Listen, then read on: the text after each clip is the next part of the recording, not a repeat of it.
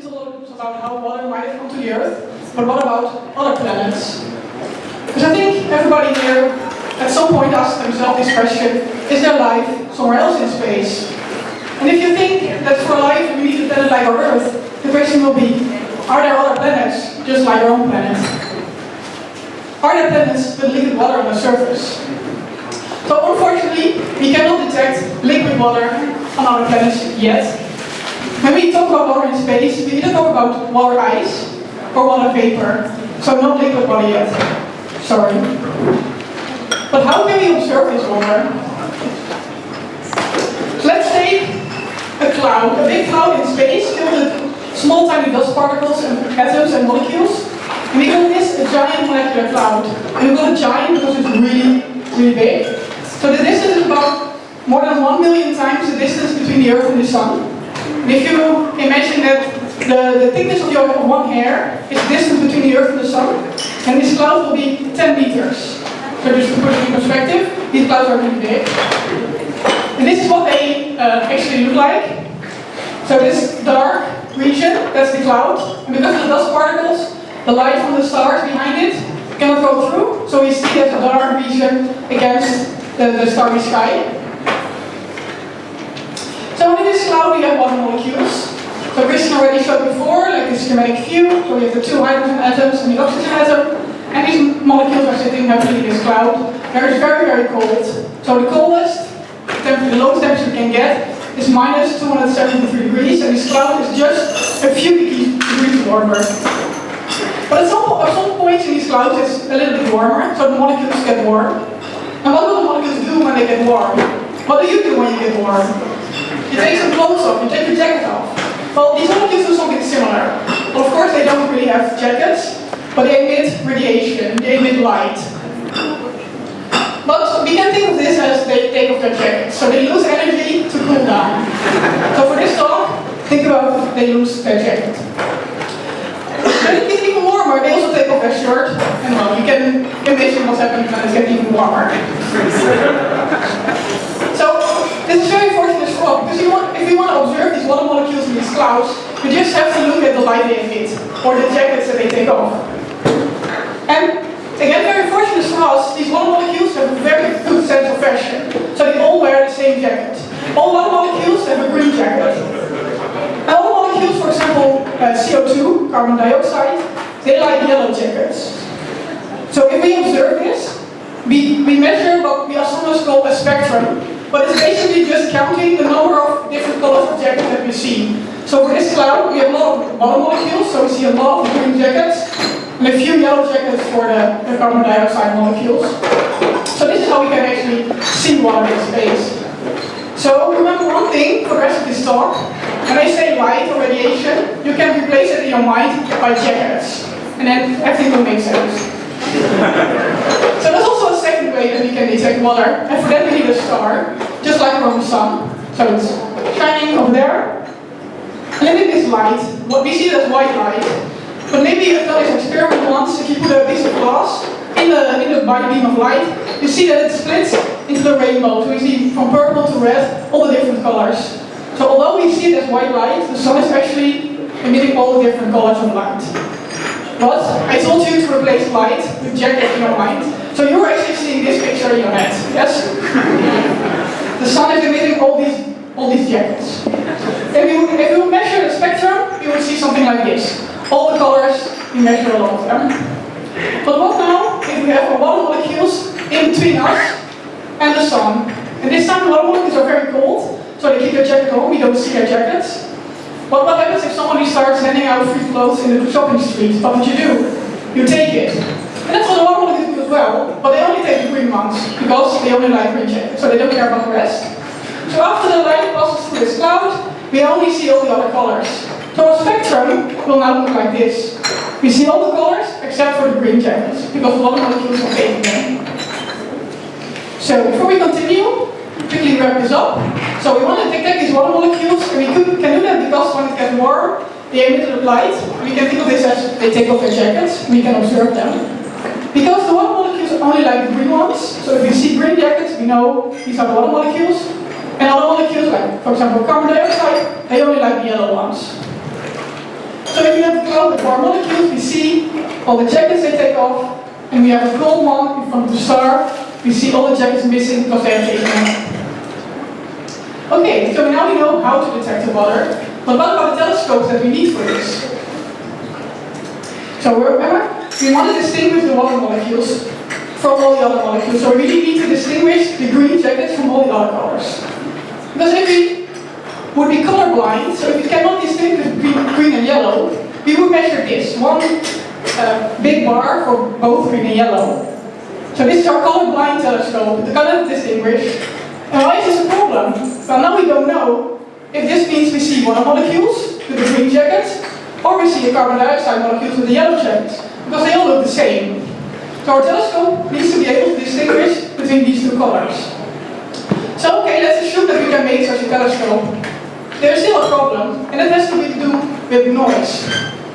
And noise means that we always measure a little bit of all the color of jackets. Even though there are no molecules with the red or orange jackets, we still measure some of it, because simply our telescopes are never perfect. And this noise you can compare to like being in a bar or a party, and everybody is talking, and you cannot hear or understand what anybody is saying, because it's just talking, but you do hear the sound. So that's the noise. And if you're having a conversation with one person, that person has to be loud enough to be heard over the noise. And it's the same thing with observations. If you want to see our water molecules, we have to measure a number of jackets higher than our noise level. So okay, we can do that. Let's look at this example. We have this cloud, so we see this number of jackets. Let's first assume that the telescope is colorblind, so we don't see the difference. What do we measure? Then we measure this. We see eight jackets in total. That's higher than our noise. So we say, okay, we have this cloud, and we see the molecules. Cool. But we want to distinguish between the green and the yellow. So now we measure them separately with our non-colorblind telescope. And now we only have 4 green ones and 4 yellow ones.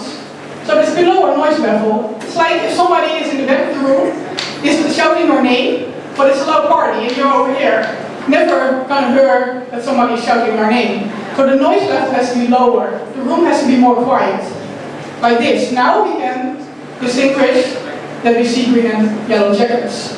So our telescope has to be sensitive. But it gets even more difficult, because now we were looking at all the molecules from this entire cloud. And remember, this cloud was more than 1 million times the distance between the Earth and the Sun. And we would like to detect water in the atmosphere of one planet. So we're only going to see a tiny, tiny fraction of this cloud, which means that we will measure a lot less jackets. In this case, only 1 green jacket. So our noise level has to be even lower. We almost need a silent room to hear somebody in the back whisper your name. Otherwise we cannot hear it. So if we want to detect water in the planet atmosphere, we need a really sensitive telescope. And just to show you how small these planets are that we actually see, this is a time-lapse movie of observations for 7 years of the star. The starlight has been blocked, and these blobs moving around are 4 planets. And from this movie you can also directly see why we cannot detect liquid water. Because our planets are like a few pixels. If you would make a picture of the Earth this small, you also cannot see that we have liquid water on the surface. So for these exoplanets we also cannot see liquid water. And then we have another problem, and that has to do with our atmosphere. Our atmosphere also has water molecules in it. If you live in the Netherlands, you're very familiar with all these water molecules. So what happens if our water molecules in the cloud send their jackets to Earth? What will we see? Well, you can compare this as going shopping for jackets on Black Friday. I don't know if you're familiar with the concept, especially in America. One day they have huge sales. So everybody goes shopping, and there's no way that you can buy your jacket on this day. That also happens with the atmosphere, because all the molecules in the atmosphere, they see the jackets coming in, and they take their jackets. So no jackets will be observed. So one way to circumvent this is to put our telescope in space. Now we can measure these molecules before the molecules in our atmosphere take off the jackets. But unfortunately, we have a few of these telescopes. Some you may know. So we have Spitzer, it doesn't work anymore. Herschel is also not working anymore. We still have the Hubble Space Telescope, and next year the James Webb Telescope will be launched. So we have a few telescopes in space with which we can observe water. But building a telescope that goes to space is very, very expensive. So we also try to do this from Earth. And we can do that by putting our telescopes high up in the mountains. So there the atmosphere is thinner, So there are less molecules in our way between us and the molecules we want to observe. So like shopping on a normal day, we can still see, you can still buy a jacket, we can still see them. So one of the telescopes is Noema, it's in the French Alps, and the other one is Alma in the Atacama Desert in Chile.